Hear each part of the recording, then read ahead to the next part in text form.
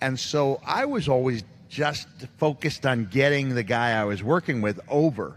And I did not realize that when a company is attempting to push you, you can't take the same bumps for someone low on the card that you're taking for someone higher on the card.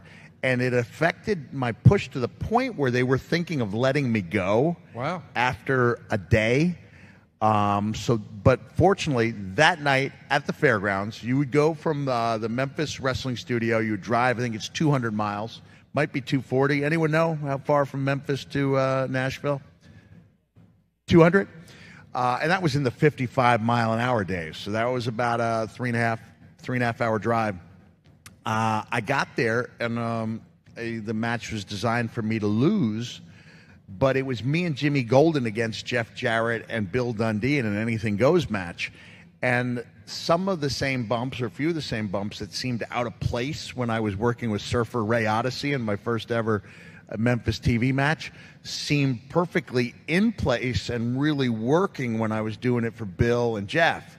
And so it was just, I've never before or since, or particularly since, been part of a match where the booker comes down midway through the match and changes the finish to some kind of a inconclusive finish.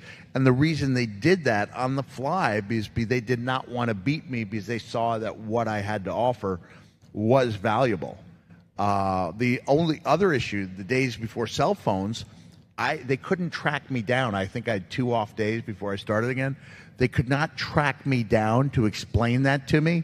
And I was sleeping in my car in a park, because I had no money.